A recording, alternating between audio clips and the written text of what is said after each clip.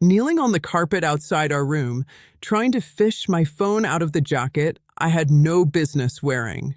I wasn't supposed to be alone. Hai had told me to grab her charger from the room, said she'd meet me in a few minutes after, wrapping up a quick convo with Fletcher about next quarter's metrics. I didn't even know what that meant, but I nodded like a dog and walked away. Room 914 was quiet when I got back. Dark. I'd left the lights on, hadn't I? At first, I thought maybe housekeeping came through. Maybe someone switched our room. But then I heard it. A voice, not loud, not moaning, just low. A man's voice, confident, unhurried. And her laugh. Her laugh. I'd know that sound if the world went silent. It wasn't the laugh she gave me at breakfast. It was that version of her I hadn't seen in months, maybe years, breaking through the walls I'd been patching up with denial and discount wine. I didn't knock. I didn't burst in. I just listened. 30 seconds. That's all I gave myself. 30 seconds to stand there, heart pulsing in my ears, mouth dry, knowing something irreversible was unfolding 5 feet from me. Her voice floated through the crack under the door. Flirtatious, unapologetic. She sounded alive and I was stone. Then footsteps closer. Quick. I panicked and backed away, hiding in the corridor near the ice machine. The door opened.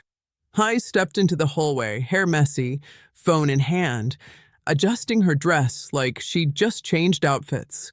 She didn't see me right away, not until I stepped out and said her name. Her whole body jerked like she'd seen a ghost. She dropped the phone. Elias, I thought you were still downstairs. Her words stumbled. I didn't ask questions. I just looked at her, and she did the one thing I never expected. She reached for me, tears already welling, lips moving silently. She reached out like I was something she suddenly remembered she wanted. And I leaned forward close enough for only her to hear. Not after that. Her hand froze midair. I didn't wait for excuses. I didn't want an explanation dressed up as regret. I walked away down the stairs out of the hotel out of whatever spell I'd been under for far too long. And I still don't know if she stayed in that hallway crying or went back inside and closed the door behind her. All I know is room 914 stayed quiet behind me, but everything in me was screaming. I didn't go home. I didn't even think about going home. I just wandered into the hotel lobby like a ghost, unsure of where my feet were taking me. The room was full of laughter, clinking glasses, and people too caught up in their own self-importance to notice a man unraveling in plain sight. Somehow that was comforting. I stood near the bar, ordered a soda water with lime so I wouldn't look completely out of place, and stared at the marble floor while trying to keep my hands from shaking. People passed by and nodded, smiled.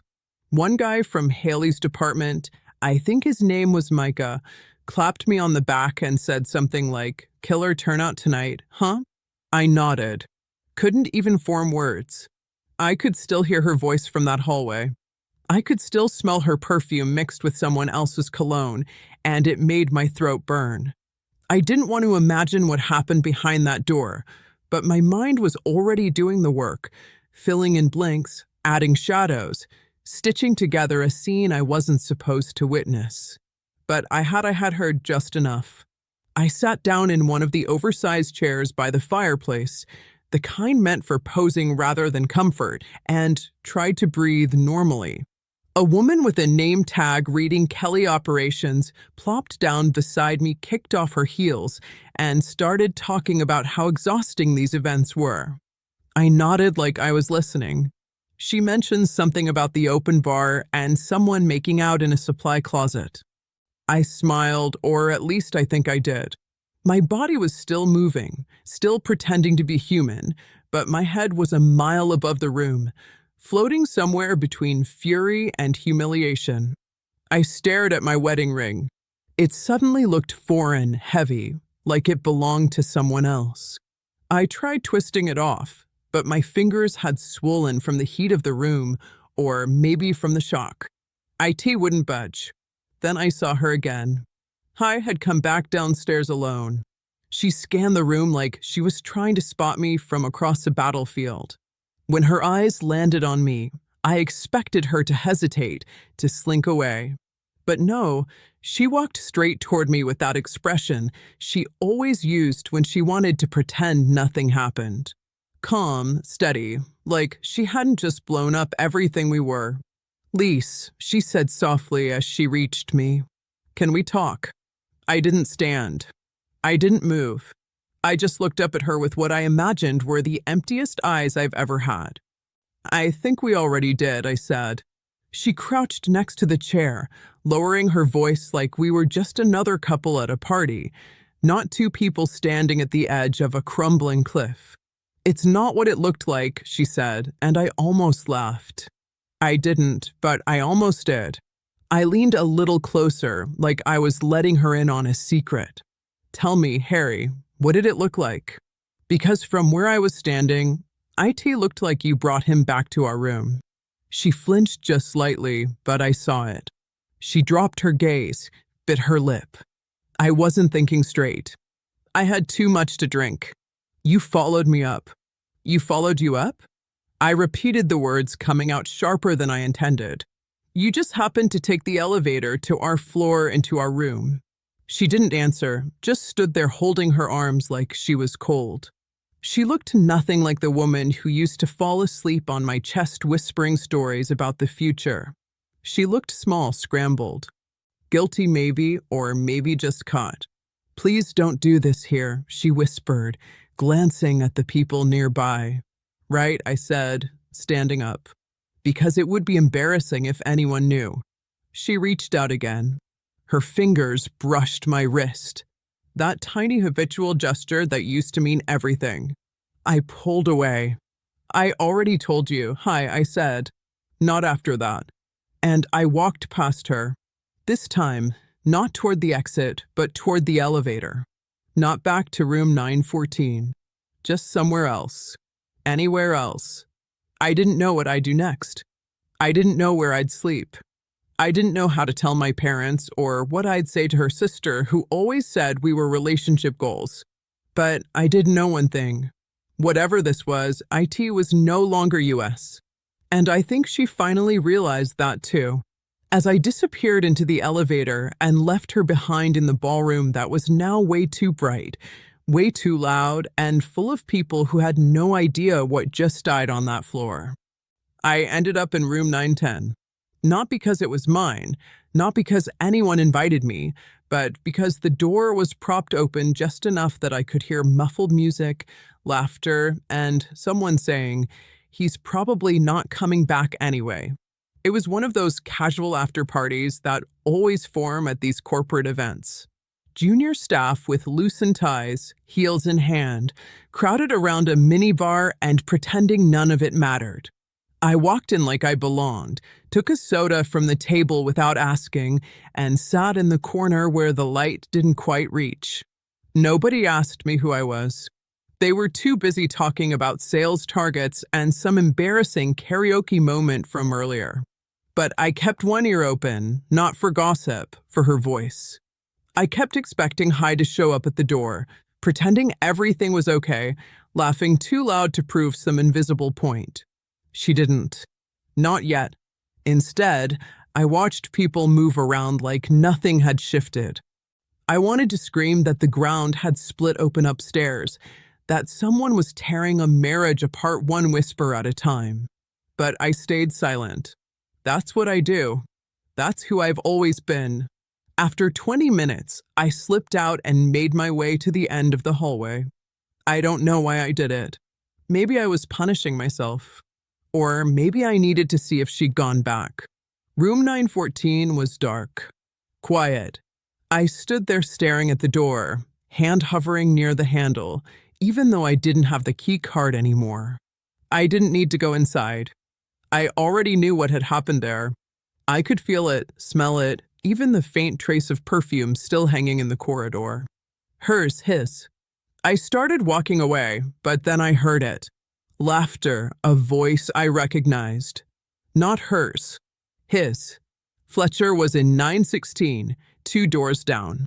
The voice was unmistakable, smooth, arrogant, filled with that casual confidence I'd never been able to fake. He was talking to someone on the phone, loud enough that I could catch every fourth word through the paper-thin wall. I pressed closer. Not proud of it, but something in me needed confirmation. Needed something real to hold on to besides the echo in my chest. "She'll come around," he said. "She always does." Pause. "No," he walked. "Would have done the same." Guy looked like a kicked puppy. Another pause. "She's probably crying about it now, but give her a week." Tops. I don't remember walking away. I don't remember reaching the stairwell, but I do remember gripping the rail so tight my knuckles went white. My body was on fire. Shame, rage, all of it blurring together until my knees nearly gave out. I sat on the cold stairwell floor and stared at the emergency exit sign like it might tell me what to do next. "She'll come around. She always does." That wasn't just arrogance. That was familiarity. That wasn't a one-time mistake. That was a pattern. A dance they'd done before, which meant I hadn't just stumbled onto a moment of weakness.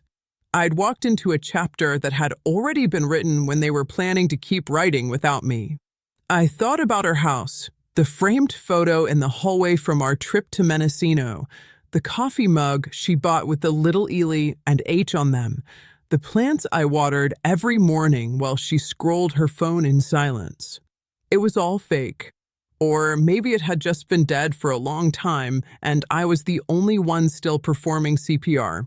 My phone buzzed her name. I didn't answer. I couldn't. She texted next. "Please come back. We need to talk." I stared at it until the screen went dark. And for the first time that night, I cried.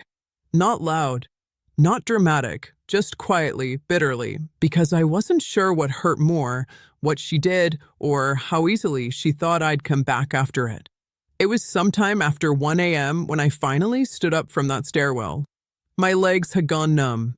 My shirt clung to my back with stale sweat, and my tie still around my neck like some stupid symbol of who I thought I was supposed to be that night felt more like a leash I hadn't noticed tightening until now.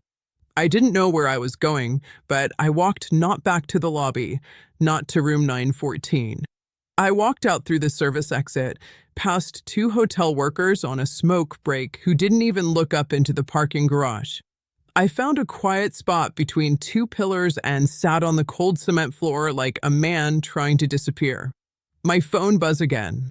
"Elias, please. I need to explain. Just come upstairs." 5 minutes later, another message. "I'm in the room alone. I swear. Please just talk to me." Then a third. IT wasn't what it looked like. That line broke something in me. Because if there's one thing I know, IT was exactly what it looked like, and she knew it. But she was still trying to put a coat of paint on it. Make it sound like I'd misinterpreted her welcoming another man into our room, into our marriage, into whatever was left of my dignity. I went back in, not because I believed her, I didn't, but because I needed to look her in the eyes and see how far she'd go to lie to me. I needed to understand just how much of our life she was willing to burn down and still try to convince me the house was standing. I swiped my card at the front desk, told them I was locked out of my room. They gave me a spare with barely a glance. When I opened the door to 914, she was sitting at the edge of the bed, barefoot, hair down, eyes red from crying or pretending to cry. I couldn't tell anymore. The room smelled like stale wine and a mistake that couldn't be taken back. She stood up fast when she saw me. "Elias, thank God." I held up a hand. "Don't. Just sit down." She hesitated. "Sit down." She obeyed. For a second, there was silence, the kind that's thick with everything you'll never be able to unsay. "I need you to be honest," I said. "You owe me at least that." She nodded, eyes darting like a child caught in a lie. "IT didn't go as far as you think." "Did he touch you?" I asked. "Yes," she said quickly, then added. "But, was it the first time?" She paused, and that pause screamed louder than any confession. My breath caught. I stared at her like I didn't know who she was. And maybe I didn't. Maybe the woman I married was already long gone, and this was just her replacement. Rehearsing lines she didn't believe in anymore. I made a mistake. She said it got out of hand. He's been persistent. I didn't know how to shut it down. And tonight I'd had too much to drink. I wasn't thinking straight. He followed me up here. I didn't plan it. You brought him here. I interrupted this room. You brought him to our room. And you expect me to believe you didn't plan anything? IT wasn't like that then.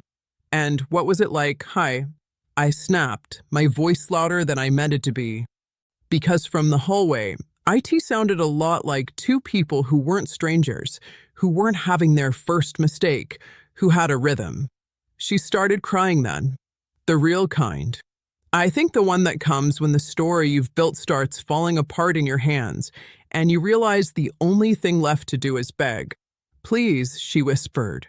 Don't throw everything away over this. That line hit me in a way I didn't expect.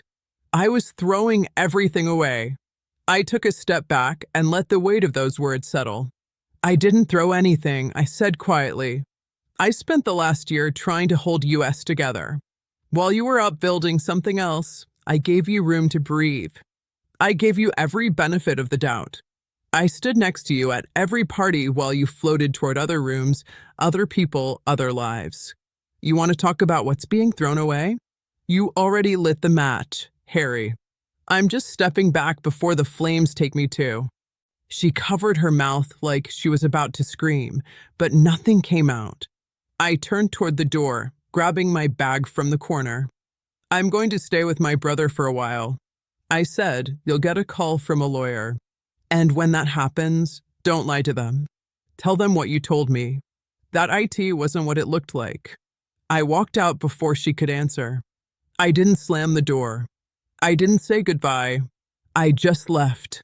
And for the first time in years, IT felt like I was finally walking away from something that was never mine to hold. The drive to my brother's place was nearly silent, except for the low hum of tires against wet asphalt. It had started to drizzle by the time I reached the interstate, and the sound of the rain on the windshield felt more like a lullaby for the dead part of me I hadn't quite buried yet. I wasn't crying. I wasn't yelling. I wasn't anything. I just drove, staring at the tail lights ahead like they might lead me somewhere that didn't feel like failure. Grant lives 35 minutes outside the city in a modest split-level house with his wife and their 2-year-old son. He's the kind of guy who doesn't need much to be happy.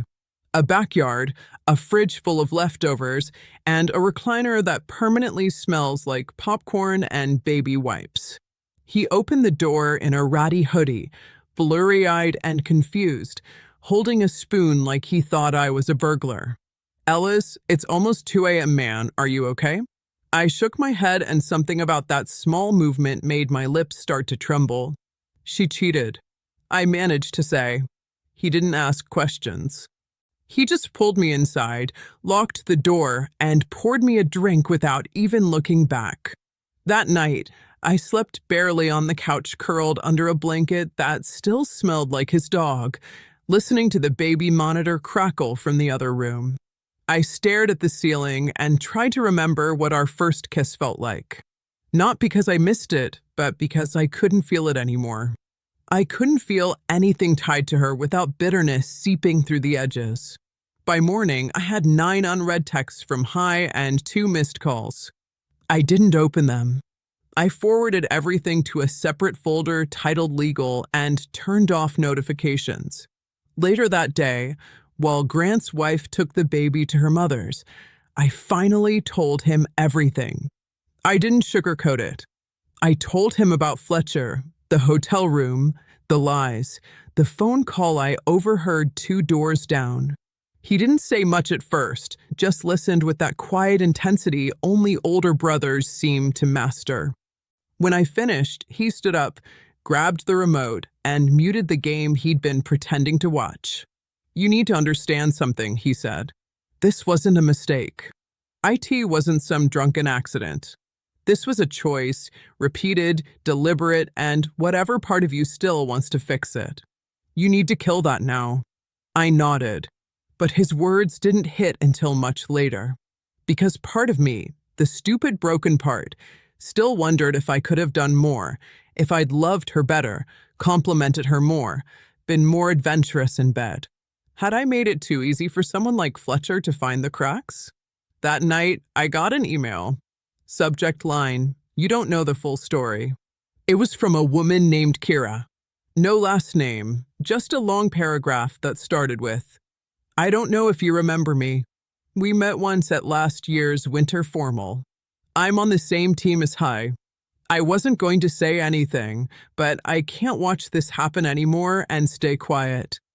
I read every word of that email like it was evidence at a trial I didn't ask to be a part of.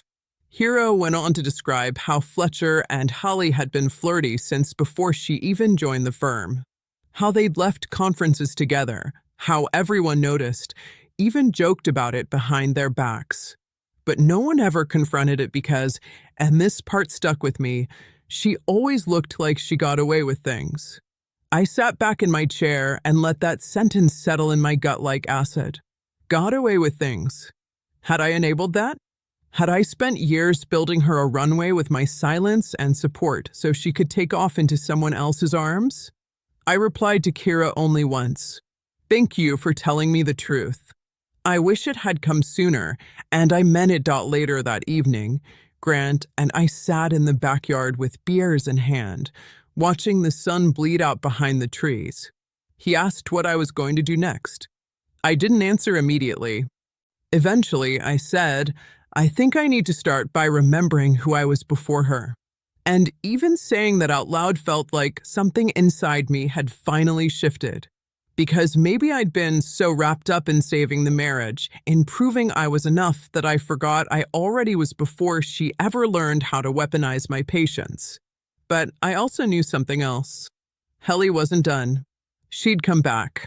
She'd spin her own version. She'd try to write her way back into the story. And I had no idea how far she was willing to go to erase what really happened. 3 days passed without a word from me. But Hi didn't stop. She shifted tactics. Her texts changed tone from desperate to measured, then from pleading to composed. And then suddenly, as if coached, her messages read more like a script. Clean, controlled, sanitized. She wanted to meet, just to talk. She said she wanted to understand how I was feeling. Said she wasn't ready to give up on us. That last one almost made me laugh out loud. Give up as if it was still hers to hold on to. As if she hadn't already handed it over in a hotel room that reeked of betrayal. Then on Thursday, I got a call from my mom. Not unusual, but the second I answered, I could tell something was off. Her voice was tight, nervous. She danced around the topic for a full minute before she finally said, "I saw her today at the market." I froze. "What?" She came up to me. "Alice said she was trying to respect your space, but that she's worried. She said you've been staying with Grant and that she hasn't been able to reach you, that she's sorry." I didn't say anything. I couldn't. My mind was already racing, trying to figure out what her angle was. She cried, "Elias," my mom said it was a misunderstanding, that she needs a chance to explain. I told her IT wasn't my place, but well, she seemed really broken. I swallowed hard. She wasn't crying when she opened that hotel door. There was a long pause on the line. Then my mom whispered, "Is it true?" "Yes." I could hear the wind shift on her end. Her breath caught. My mother has always loved Harry, defended her, treated her like a second daughter. So much so that I think in some twisted way, I counted on that. Knew how to weaponize the image she'd spent years crafting. IT wasn't just me she betrayed. It was the whole illusion. Later that afternoon, I found out she'd also texted Grant's wife, Rowan. Told her she'd been ambushed at the event. Claimed Fletcher had manipulated the situation, that I'd walked in during a heated conversation and made assumptions. She even said she'd been trying to end things that night, that she hadn't meant for it to go that far. She was rewriting the story, and she wasn't just telling it to strangers. She was planting it in the ears of people close to me, reshaping the edges, painting herself as confused, heartbroken, even loyal, if you can believe that. Like I'd walked out on her for something minor, but I wasn't shocked. Hai has always had a way of shifting blame without ever raising her voice. She never lies directly, just bends truth until it collapses. And what scared me most was that it worked. People listened. People nodded. That night, I decided to meet her, not because I needed closure, but because I needed to see what version of herself she was bringing to the stage. Now, we met in a neutral place, a small public park near the river. Early evening, barely anyone around. She wore a denim jacket over a dress I hadn't seen before, which somehow offended me. That she had the energy to shop, to pick something new to wear for this, like it was a date. She walked up like we were still something, like I was just being moody, and all it would take was the right words to untangle the mess. "Thanks for coming," she said gently. I said nothing. She looked tired, her eyes puffy, but there was something calculated beneath it, like she practiced this conversation in the mirror 100 times. "I know things look bad," she began, "but you walked in at the worst possible moment. I wasn't thinking clearly. I'd had drinks. I didn't want to hurt you." I finally spoke. "Then why are you telling everyone you were ambushed? That he manipulated you? That I imagined things?" Her face faltered just slightly. She blinked. "I didn't mean it like that. I was trying to explain my side." "No," I interrupted. "You're trying to keep the version of you alive that everyone still likes. But that version doesn't exist anymore." She stepped forward. "Elias, please. We've been through worse." "No," I said again. "We've been through hard times, not betrayal, not this." I could see it then. Her frustration breaking through the softness. The guilt was gone. She'd switched again. "You don't have to blow up everything over one mistake," she said, voice sharpening. "People survive worse. You're not even trying." That's when I laughed. Not because it was funny, but because it was all so painfully, stupidly familiar. The gaslighting, the rewriting, the attempt to frame my reaction as the problem instead of her actions. "I tried," I said, "for years. I tried when you stopped looking at me at dinner. I tried when you started locking your phone and sleeping on the far edge of the bed. I tried when you made me feel like a roommate. And still I stayed because I believed you were worth it, that we were worth it." I took a breath. But now I know better. She didn't cry. She didn't scream. She just stood there stunned, arms limp at her sides as I turned my back and walked away. This time for real. She didn't follow. And I didn't look back because some stories don't deserve sequels. It was almost comical how quiet my life became after that conversation in the park. Not peaceful, not by a long shot, but eerily still. Like the world was holding its breath, waiting to see what I do next. I didn't reach out for 2 full days after I walked away.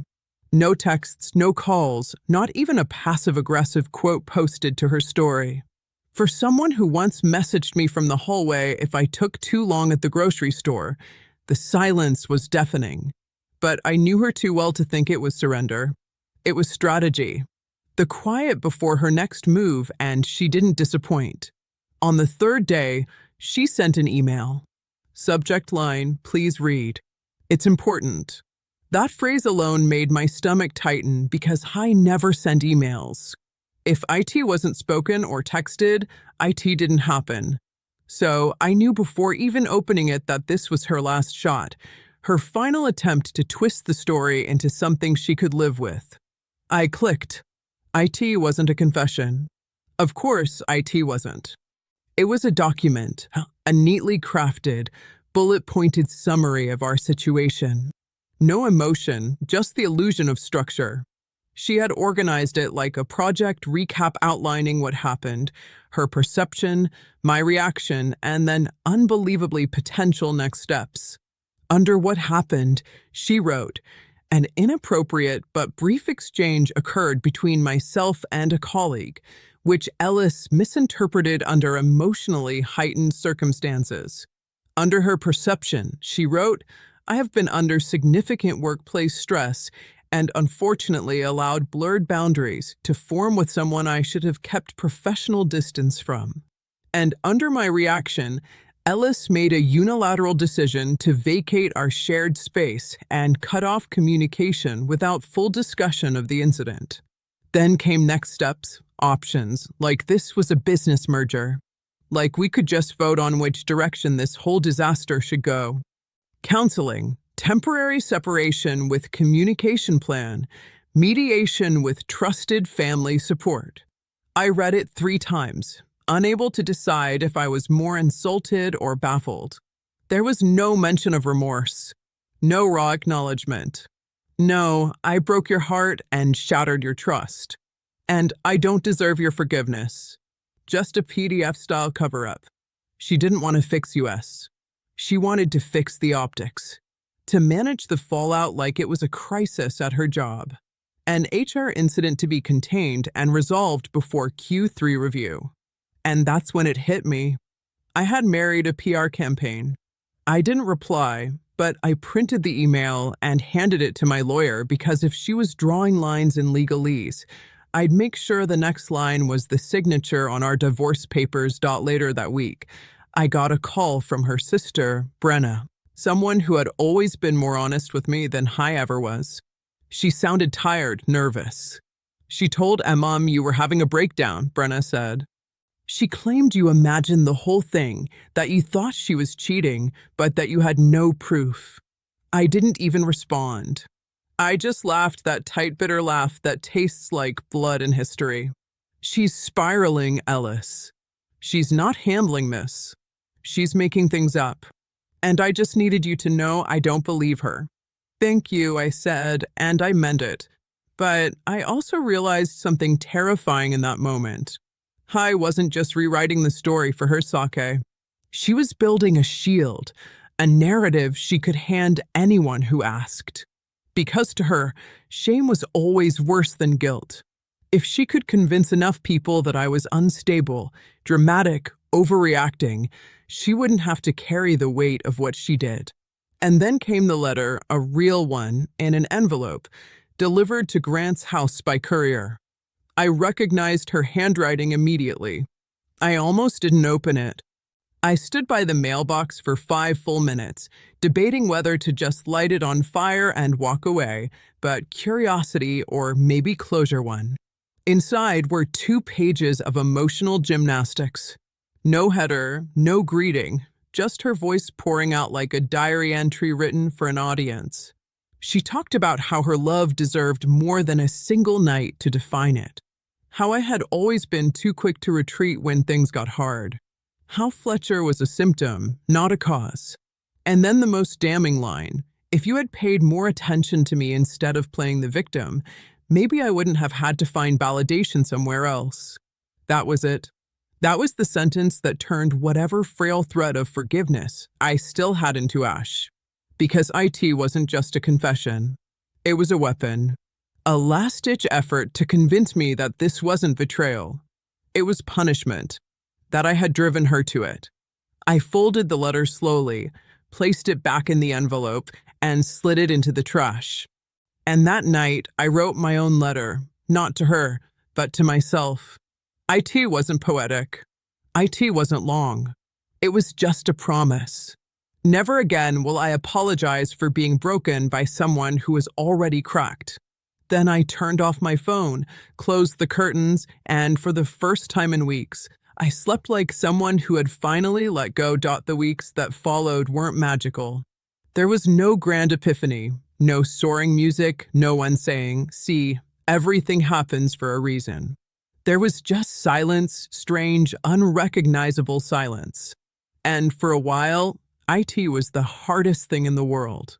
Waking up and not checking my phone, not listening for her footsteps, not feeling the weight of her presence in every room, every object, every routine I used to share with someone I thought I knew.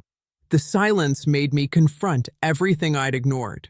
And eventually, IT made space for something I didn't expect. Peace. Not immediately, not completely, but enough. The divorce was clean, faster than I expected, actually. I think deep down, even I knew she couldn't rebuild what she'd burned down with a smirk and a spreadsheet. Once her attempts to rewrite the story collapsed under their own contradictions, she went quiet. The last time I saw her was outside the courthouse. She nodded at me like we were strangers passing on a train platform. And maybe that's all we ever really were. The real shift didn't come from leaving her. It came from rediscovering myself. I started doing things I hadn't done in years. Not dramatic things. I didn't run a marathon or go skydiving, but small human things. I made my own breakfast again, and not just toast. I read real books, not just headlines. I walked without my phone, watched sunsets without needing to take pictures of them. I even got a dog, a rescue mutt named Jasper with crooked ears and no sense of personal space.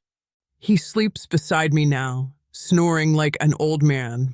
And for once, the sound doesn't make me feel alone.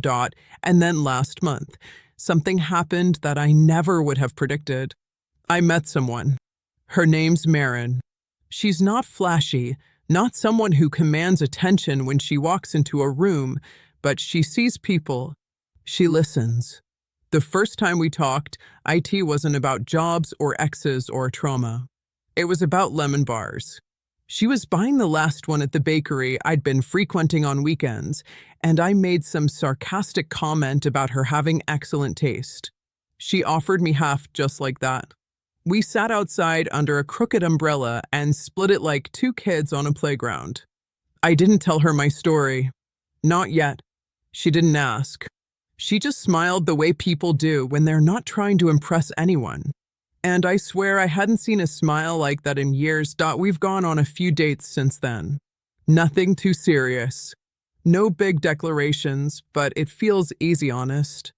Like maybe this chapter won't be built on silence or suspicion. Like maybe love isn't supposed to feel like something you constantly have to rescue. I've learned that betrayal doesn't define you unless you let it. That people will lie, rewrite, manipulate. But truth has a way of waiting patiently. And when you're finally ready to stop surviving and start living, it's still there. Like a doorway you always knew existed but forgot how to find. So here I am months later in a home that small, but mine with no lies under the floorboards and no unanswered questions in the dark. I'm still healing, still learning how to trust again, especially myself. But when I think back to that night, to her reaching for me on the dance floor, trying to reel me back into a story I didn't want to read anymore, I remember the words I whispered. Not after that. And I'm proud of them because that night, for the first time in a long time, I finally chose me. And this time I'm not letting go.